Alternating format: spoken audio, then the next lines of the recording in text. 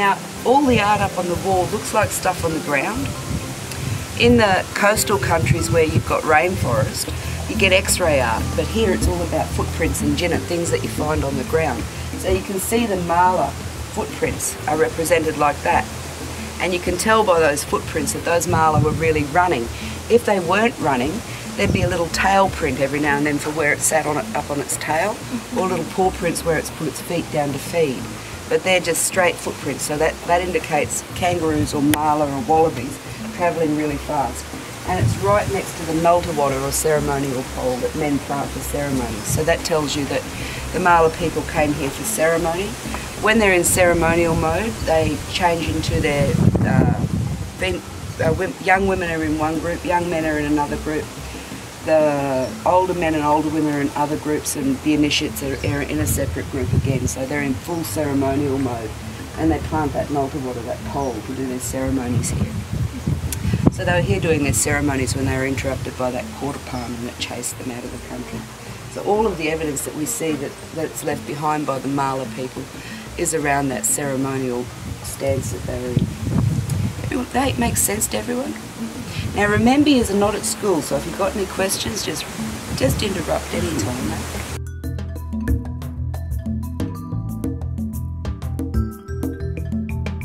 So we've dated some of these paintings, we think, to about 7,000 years.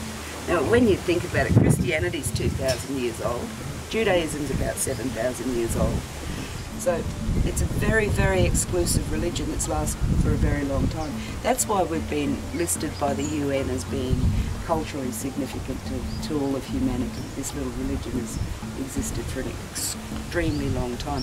And that's what they say, why they say it's the world's oldest living culture, because this story is still taught. It's still told to this day. And from an anthropological perspective, a quarter palm being a devil dingo, it probably heralds the introduction of the dingo into Australia, into the centre of Australia. It probably is a landmark story that you can date quite clearly to that era because of what it contains. And I suppose when the dingo did come, it would have threatened this little mala. Does everyone want to learn a Pitjantjatjara word? That means please, thank you, hello, goodbye, are you well, yes, I'm well. One word, palya. Got it? Palya. Palya.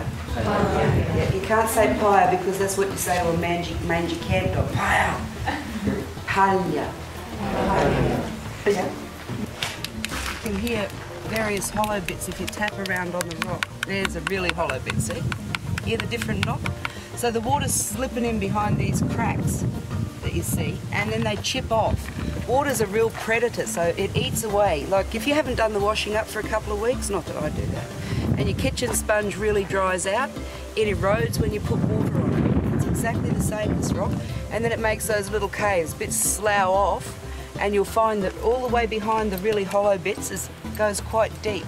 And if we were to come back, like I say, in a million years' time, I reckon this would all have been joined up into one big cave by then. Yeah, and there's a dead long-haired rat in there. That's a native rat, that one. That's a real problem. You know, do you know why that happens? It's because of the climb. Now, Anangu are happy enough to leave the climb open. They say it's a matter of respect. They say, can you respect our wishes by choosing to not climb Uluru? For them, the two key words are respect and choice. Can't make you into a respectful person, but if you are respectful, they can tell you how to show that respect. Us whitefellas, us rangers, we get really tied up about it because of the pollution that it causes. People climb up there, your shoes are the dirtiest part of your body, you drop litter, you probably go to the toilet because it's quite an exertion to get up there. And those things wash down into our water holes, and you have things like this happening. You have our little long-haired rat there that's died from drinking the water. To me, that's a real tragedy.